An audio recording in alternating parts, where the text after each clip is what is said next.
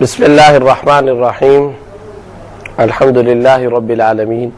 वस्सलातु वस्सलामु अला नबिय्यिहि मुहम्मदिन व अला आलिहि व अस्हाबिहि अजमईन व अला मन तबिअहुम बिइहसानिन इला यौमिद्दीन अम्मा बाद।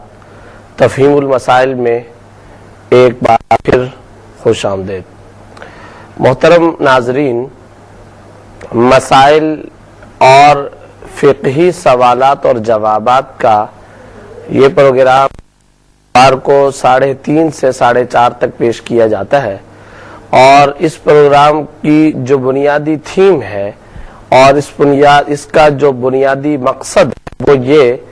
कि इबादत के अंदर, मुआमलात के अंदर और हमारे दुनिया की चलती फिरती जिंदगी के अंदर वो मसाइल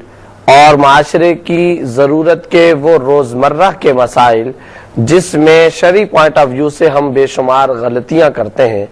और बहुत सी कोताहियों मुर्तकिब होते हैं, उन कोताहियों को किसी तरीके से जड़ से उखाड़ कर बाहर फेंका जाए। अगर हम कोई इबादत अदा करते हैं तो उस इबादत की अदायगी में हम जो गलतियां कर रहे हैं उनको पॉइंट आउट किया जाए। इसी तरीके से हम तिजारत कर रहे हैं, सियासत कर रहे हैं, मईशत को इख्तियार कर रहे हैं, मुआशरत को इख्तियार कर रहे हैं, खानदान वालों के साथ हमारी डीलिंग चल रही है, मुलाजिमों के साथ हमारी डीलिंग चल रही है, हमारे दोस्त और अहबाब के साथ हमारी डीलिंग चल रही है, हम अपनी जाए मुलाजमत पर काम करते हैं, हम कारोबार करते हैं, हम तिजारत करते हैं, सुबह से लेकर शाम तक, रात से लेकर सुबह तक के 24 घंटे की जिंदगी की जरूरियात और 24 घंटे शरीयत के कानून के मुताबिक जिंदगी गुजारने के अंदर हम जो गलतियां और कोताहियां करते हैं, इस प्रोग्राम के अंदर उन गलतियों और उन कोताहियों की तरफ तवज्जो दिलाई जाती है। फिर साथ ही साथ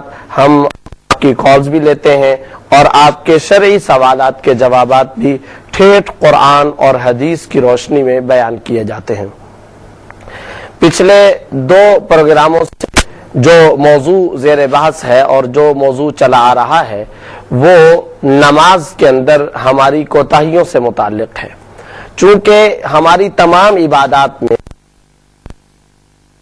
नमाज है तो नमाज को हमने पहले नंबर पे रखा और नमाज से मुताल्लिक कुरानी आयात और नमाज से मुताल्लिक अहादीस नबविया पिछले प्रोग्राम के अंदर भी पेश की गई और अब भी नमाज से मुताल्लिक हम कुछ थोड़ी सी मुख्तसर सी गुफ्तगू करेंगे और उसके बाद इंशाअल्लाह हम आपकी कॉलों को शामिल करेंगे और आपके सवालात का कुरान और हदीस की रोशनी में इंशाअल्लाह अज़ीज जवाब दिया जाएगा।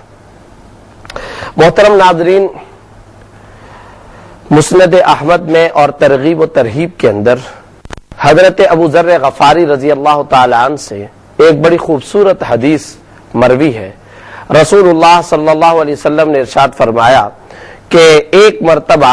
हजरत अबू ज़र गफारी रजी अल्लाह ताला अन्हु फरमाते हैं कि पतझड़ के मौसम के अंदर आप सल्लल्लाहु अलैहि वसल्लम घर से बाहर निकले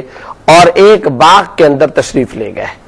और मुझे भी साथ चलने को हुक्म फरमाया। जब मैं आप सल्लल्लाहु अलैहि वसल्लम के साथ जा रहा था तो जाते हुए आप सल्लल्लाहु अलैहि वसल्लम ने एक ऐसे दरख्त के करीब जाकर क़याम फरमाया और ऐसे दरख्त के करीब जाकर के रुके जिस दरख्त के नीचे उस दरख्त के बहुत सारे पत्ते गिरे हुए थे।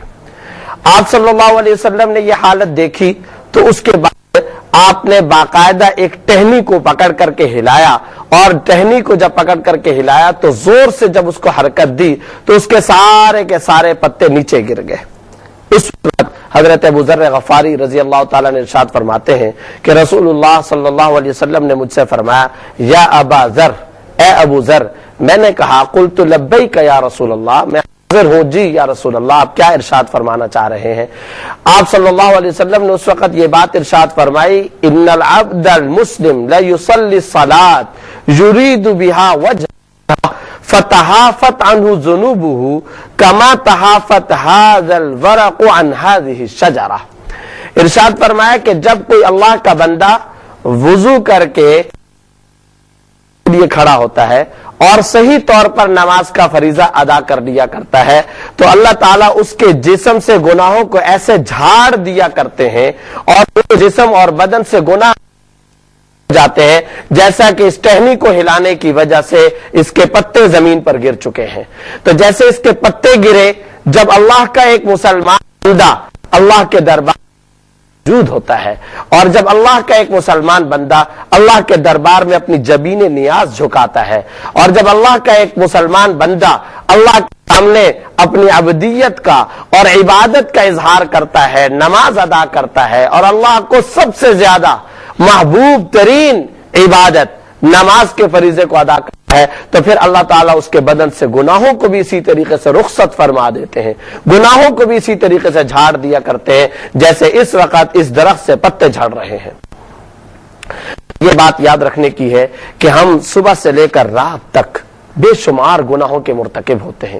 ان گناہوں کو ختم کرنے کا طریقہ کیا ہے؟ ان گناہوں کو ختم کرنے کا طریقہ یہ ہے کہ ہم نمازوں کے اندر پابندی کریں، نماز کا اہتمام کریں، اور جس قدر نماز کا اہتمام کریں گے ہم اپنے کاروبار کو ثانوی درجہ دیں، نماز کو اولین درجہ دیں، گھر بار کے اندر بیٹھنے کو، اٹھنے کو، مذاق کو، تفریح کو، گھر والوں کے ساتھ حال احوال بانٹنے کو ثانوی درجہ دیں، پہلا درجہ نماز کو دیں۔ ہم اگر سواری میں سفر کر رہے ہیں تو ہم اس کو بعد کا درجہ دیں، جماعت کے ساتھ نماز کو پہلا درجہ دیں۔ ہر موقع پر، جس موقع پر بھی، چاہے خوشی کا ہو چاہے غمی کا ہو، نہ ہم حالات کے تابع ہوں، نہ ماحول کے تابع ہوں، نہ ہم موسم کے تابع ہوں، نہ مقام کے تابع ہوں، نہ کسی ایمرجنسی کنڈیشن کے تابع ہوں۔ ہم نے تو ایک بات اپنے دلوں کے اندر طے کر لینی ہے کہ کوئی بھی حالت ہو نماز کا فریضہ مجھ سے نہیں چھوٹے گا، اور خود اللہ تعالیٰ نے یہ رخصت اور یہ اجازت عطا فرمائی ہے کہ اگر کوئی بیماری ہے، کوئی ایمرجنسی اور ہنگامی نوعیت ہے، یا اگر کوئی ایسی تکلیف کی حالت ہے جس میں آپ کھڑے ہو کر کے نماز نہیں پڑھ سکتے تو بیٹھ کر ادا کر لیجئے، بیٹھ کر نہیں پڑھ سکتے تو لیٹ کر اشارے کے ساتھ نماز پڑھے، لیکن کسی بھی حالت کے اندر آپ ہو تو نماز کے فریضے کو ضرور ادا کرے۔ یہ فریضہ جس قدر اہمیت کا حامل ہے، اور قرآن کریم میں جس طریقے سے جا بجا اس فریضے کی اہمیت دلائی گئی ہے، تو یہاں دو باتیں قابل غور ہیں۔ ایک تو نماز کے فریضے کو ادا کرنے کا بار بار تاکیدی حکم ہے، اور دوسری جو بات قابل غور ہے وہ یہ کہ نماز فریضے کو ادا بھی کرنا ہے، مگر اس کے شرائط، فرائض، واجبات، سنن، مستحبات اور آداب کا پورا پورا خیال کرتے ہوئے۔ چنانچہ قرآن کریم میں اللہ تعالیٰ نے فرمایا قد افلح المؤمنون،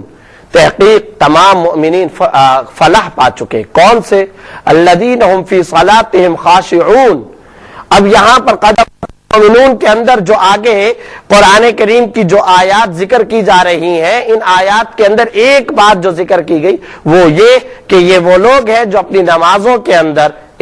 خشوع اور خضوع کا معاملہ کرتے ہیں، اور اللہ کی طرف انتہا درجے متوجہ ہو کر کے قرآن کریم کی طرف، نماز کی طرف، اور نماز کے ارکان کی طرف، نماز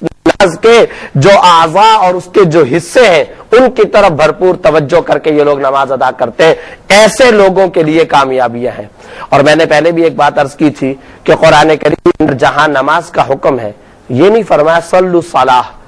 نماز کو پڑھو، یہ نہیں فرمایا، بلکہ فرمایا اقیم الصلاۃ، نماز کو قائم کرو۔ اسی طریقے سے پہلے پارے کے اندر آ رہا ہے الذین یقیمون الصلاۃ، یہ وہ لوگ ہیں جو نماز کو قائم کرتے ہیں۔ یہاں اقامت صلاۃ کا حکم ہے،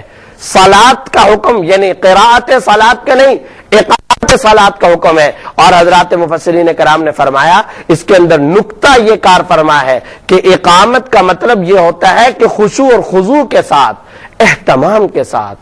کے ارکان، واجبات اور فرائض کو باقاعدہ مد نظر رکھتے ہوئے نماز کو ادا کرنا چاہیے۔ اور ایک بات یاد رکھنی چاہیے کہ ایک سورت کے اندر جو سورۃ الماعون 30ویں اللہ تعالیٰ نے نماز کے اندر غفلت برتنے والوں کے بارے میں بھی ایک عجیب قسم کی وعید بیان فرمائی ہے، اسی وعید کو ذکر کرتے ہیں۔ اس وقت دیتے ہیں ایک مختصر ایک، ہمارے ساتھ رہیے۔ حبیب الذی ترجى شفاعته هو الحبیب